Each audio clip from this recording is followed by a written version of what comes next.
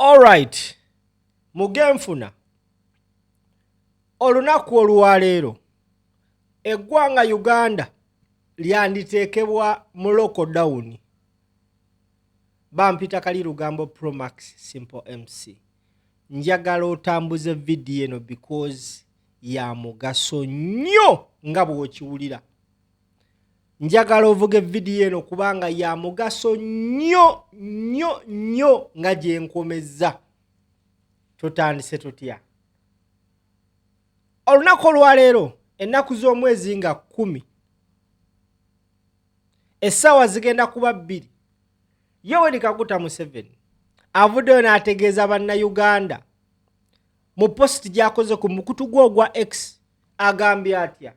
Museveni agambye fellow Ugandans, bannayuganda bannange, especially the bazzukulu, okusingira ddala abazzukulu, tomorrow evening at 8 p.m. enkya olweggulo post yagikoze lunaku lwajjo. Enkya olweggulo essaawa 2 ez'ekiro I will address the country on the Ebola situation in Uganda. Ngenda kwogerako eri ensi ku mbeera ya Ebola mu Uganda. Please tune in. Bambi mutege. Naatekayo posta egamba presidential address on the Ebola situation. Something is going to happen. Ladies and gentlemen, pay attention to this video and please kindly gitambuze. Nina ekulowooza okugamba nti Uganda bandi Jiteeka mu lockdown. Okuva ekirwadde ky'Ebola webaakyanawunsinga nti tufunye keesi mu Uganda, batandika okubaako restrictions ze bakola. For example, ebimu ku bivulu mu kibuga Kampala byagibwawo. Olunaku lw'ejjo yabadde Heroes Day. Heroes Day bulijjo babadde bagitegeka ekkololo. Tebaasobodde gissaayo nga nina endowooza egamba balina kye babadde babala, motive gye babadde bagendako, and trust me, kituukiridde. Museveni okuva n'agamba agenda ku addressing eggwanga ku Ebola situation nga yalina set of the national address just a few days ago. Yabadde ne Heroes Day celebration yesterday. N'atasobola kugamba bannayuganda ku nsonga ya Ebola. Njagala gwe munnayuganda laba video eno weebuuze mu mutima gwo muli munda mu mboona ey'omutwe olowooza kiki ekimuleese okwogerako eri eggwanga specifically on Ebola. Kiki kye mutamanyi? Agenda kujja kubagamba nti bannaaye mwekuume, temufuluma, mwetangire. Are you sure? Is specifically coming to say something very crucial and important Ugandans need to hear. Era bannayuganda mubadde mulina omuze okutawuliriza Museveni ng'akola set of the national address.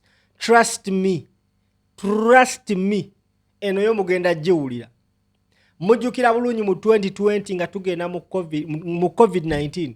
Era yagambye eggwanga ngenda kwogerako eri eggwanga ku ssaawa zaali 2. Era zaali ssaawa 2 nzikiro lunaku lwali lwa 3 eggwanga omuyaye n'aliggala.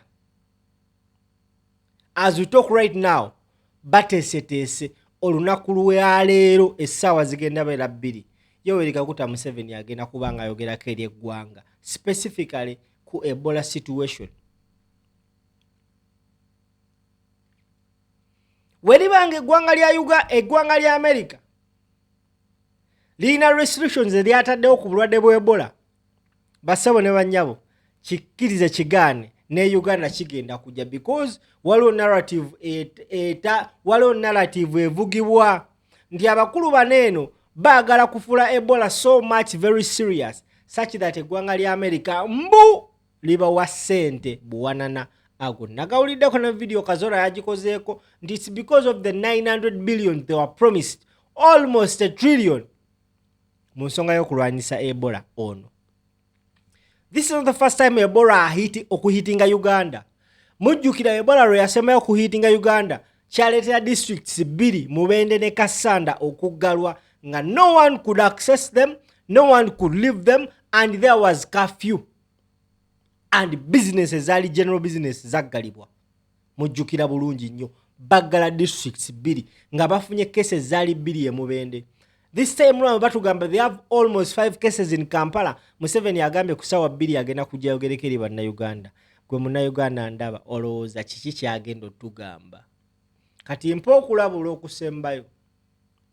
Gwe munnayuganda obanga obadde olina ssente ogenda sasula land road enkya ku makya bambi lindamu omusasula mpaka nga Museveni amaze okwogera. Gwe wenna abadde ayina ekivulu ku weekend eno ng'olina omimi gw'oyagala osasula gyayimbe mu bbaalayo ku Saturday oba Friday oba Sunday, nkwegayiridde lindako muwa ssente zimuwe enkya ku ssaawa 3 nga Museveni amaze okwogera. Because kyonna ekijja si muntu.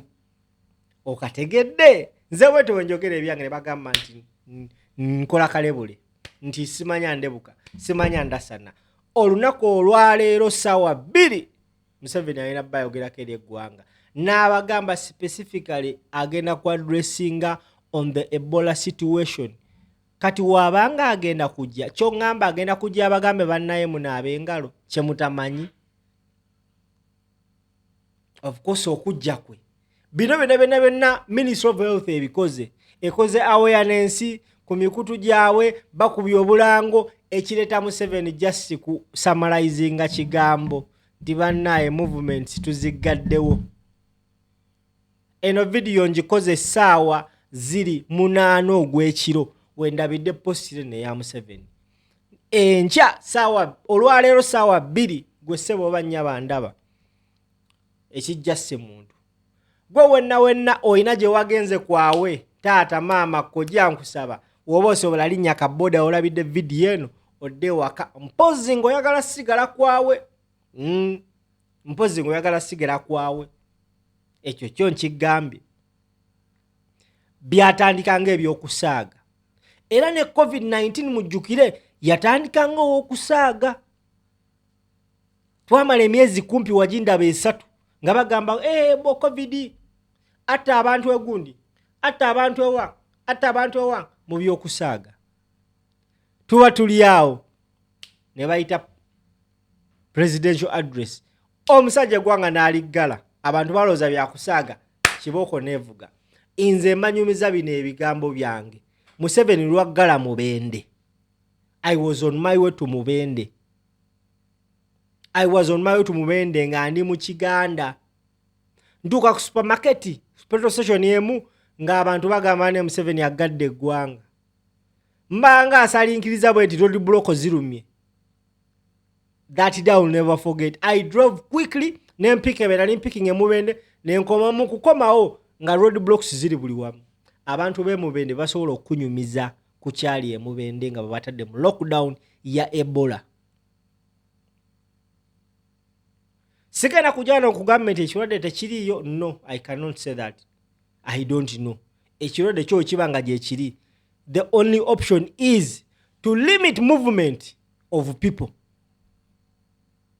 That is the only option. Nabadde mu kibuga just a few days ago ne mpita kawa mu park empya enkadde ne ngamba ne kati Ebola nageza abanga aliwo aneeno nagwa mu park omanyi omuyego abantu oguyinza okufa. Nabaddeko mu wino ngomeme yego abantu oguyinza okufa. The only way okusobola okabinga ekirwadde kino obuta spreading so fast is to limit movement of people. And if you limit abantu okwekuŋŋaana, which means amabaala gonna olunaku lw'enkya basebo ne banya omusajja agambye ajja ssaawa 2 agenda ku addressing eggwanga. Nkugambye gwolowooza kiki kyagenda okugamba bannayuganda kyatasobodde bagamba olunaku lw'ejjo ku Heroes Day yabadde addressing eggwanga on all national TV stations.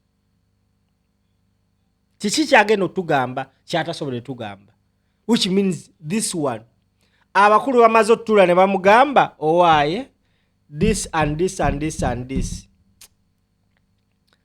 Nsaasira nnyo basajja bange abadde bateeseteese ebivulu. Nina musajja wange Dontyaba yabadde ateeseteese Afrigo ku Friday era tugenda bbeera ye Mubende singa Museveni tabyonoona.